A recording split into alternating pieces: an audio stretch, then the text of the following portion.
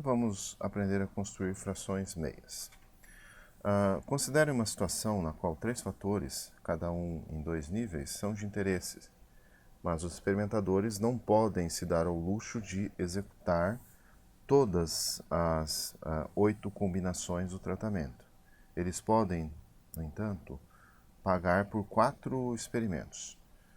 Isso sugere uma fração meia de um projeto 2 ao cubo. Preciso editar aqui.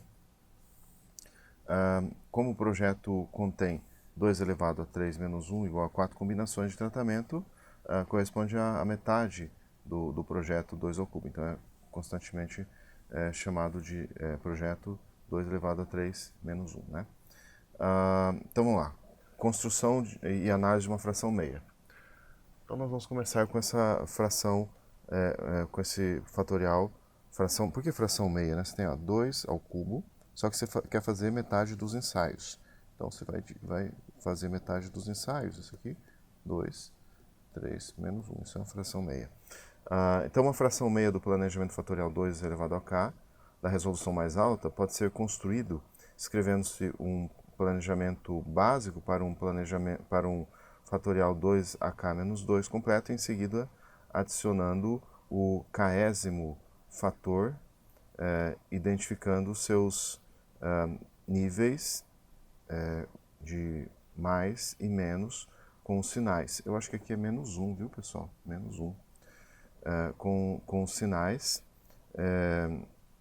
de acordo com a interação mais alta. Então, portanto, o planejamento fatorial 2 elevado a 3 menos 1 é obtido a partir do fatorial 2 ao quadrado completo como projeto básico e, em seguida, igualando o fator c à interação AB. A fração alternativa seria obtida usando o fator c como interação menos AB. Então, vamos, na prática, fazer isso? Então, você quer fazer um planejamento 2 a 3 menos 1. Você vai partir de um planejamento fatorial 2 ao quadrado. Então, você tem lá os ensaios, né? Ensaio. Então, 1, 2, 3, 4. Aí você tem aqui o fator 1, o fator 2. Então, você tem aqui, ó, menos, mais, menos, mais. O que é isso? Nível inferior, por exemplo, se o fator 1 for, sei lá, temperatura, por exemplo, temperatura, aqui, sei lá, concentração. Então, aqui nível inferior, nível superior, nível superior. Digamos que o nível inferior da temperatura seja 40 graus, o nível superior seja 60, e na concentração, tipo molar, 2 molar, e assim por diante.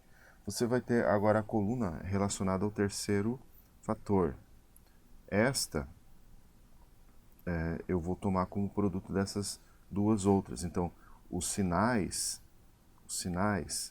da terceira coluna correspondem ao produto dos sinais da primeira pela segunda coluna. Então, tipo assim, ó, vou até mudar de cor aqui para ficar mais claro. Então, ó, menos com menos dá mais, mais com menos dá menos com menos dá mais, menos com mais dá menos, e aqui dá mais. E agora nós vamos obter as colunas para as interações. Então, nós vamos ter a interação entre o fator 1 e o fator 2, interação entre o fator 1 e o fator 3, interação entre o fator 2 e o fator 3, que vão corresponder simplesmente aos produtos dos sinais das respectivas colunas. Então, tipo aqui, ó, interação 1, 2. Então, menos com menos dá mais com menos dá menos, mais com menos dá menos, mais com mais dá mais. 1, 3. Então, menos com mais dá menos, mais com menos dá menos com menos dá mais com mais dá mais. Sinais aqui da coluna relacionada à interação entre o fator 2 e 3. Então, menos com mais dá menos com menos dá mais, menos com mais, mais com menos dá menos, mais com mais dá mais. Joia. Isso aqui seria a expressão que gerou o planejamento fatorial. E agora, como que nós calculamos os efeitos? Bom, de cara, eu já posso dizer que o efeito do fator 3 fica confundido com a interação entre o fator 1 e o fator 2. Então, esse L aqui seriam os contrastes, os efeitos. Só que como eu estou com um planejamento fatorial fracionário, estou representando só como L3, L1, 2. Isso aqui corresponde, se você tiver o planejamento fatorial completo, 2 ao cubo, isso vai corresponder a 2 mais, ou melhor, 3, deixa eu colocar aqui, 3, fator 3 mais a interação 1, 2. Então, isso quer dizer que o efeito principal aqui já está confundido com a interação entre dois fatores, né? Se você quiser, por exemplo, vamos abrir um parentezinho aqui embaixo. Se você quiser, por exemplo, encontrar o efeito 1. Então você vai pegar esta expressão aqui e vai... você tem aqui, ó, 3 igual 1, 2. Você vai pré-multiplicar por 1 aqui e aqui também por 1. Então você vai ter aqui, ó, 1, 3 igual 1, 1, 2. Não é que seja o número 1 nem o número 3, são simplesmente os sinais das respectivas colunas. Então, quando você multiplica o sinal de uma coluna por ela mesma, tipo, pensa aqui, ó, menos vezes menos dá mais, menos vezes menos dá mais vezes mais dá mais, e aqui também. Então, se você tiver tipo assim, ó,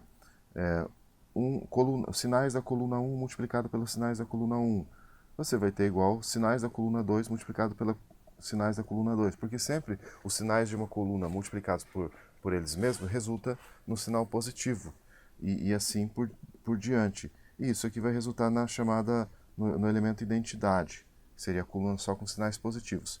Então, na verdade aqui, com essa expressão eu cheguei aqui ao efeito principal 2, que vai estar confundido com a interação entre o efeito 1 e o efeito 3. Em outras palavras, eu vou ter isso aqui, ó. Se eu tivesse o planejamento fatorial completo, esse L2, o efeito principal do fator 2 calculado com os dados do planejamento fracionário, seria igual ao efeito principal 2 mais a interação 1, 3 aqui do planejamento completo. Então, os L's aqui se referem aos efeitos do planejamento fracionário. Os números grandes se referem aos efeitos do planejamento completo. Então, como é que eu calculo esse L1 aqui? Deixa eu fazer o seguinte. Então, acho que eu vou pegar novamente a função que gerou o planejamento. Então, aqui você tem 3 igual a 1, 2. L1 eu vou multiplicar por quem? Vou multiplicar por 2 aqui e por 2 aqui. Então, os sinais da coluna 2 multiplicados por ele mesmo resulta na operação identidade. E aí você vai ter, então, L1 igual L2, 3. Ou seja, o efeito 1 nesse planejamento fatorial fracionário 2 elevado a 3 menos 1 está confundido com a interação entre dois fatores.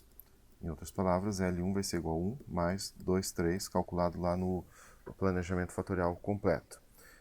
Esses detalhes talvez tenham ficado um pouquinho confusos. Na próxima aula eu vou esclarecer melhor vocês, aí usando um planejamento fatorial 2 elevado à quarta. E, por fim, só para constar, né, se você tem um planejamento fatorial completo, você tem um planejamento fatorial completo que você pode fazer uma projeção para os planejamentos fatoriais fracionários, né? Como se você retirasse uma das variáveis. Tipo, você tem aqui as variáveis A, B e C. Se você tem condições de variar apenas A e B, então aqui está. Mas enfim, sobre essa projeção eu devo tratar mais na próxima aula. Na verdade não está muito clara essa minha explicação. E sobre como calcular os efeitos, as interações e os padrões de confundimento. Então, próxima aula, continuamos.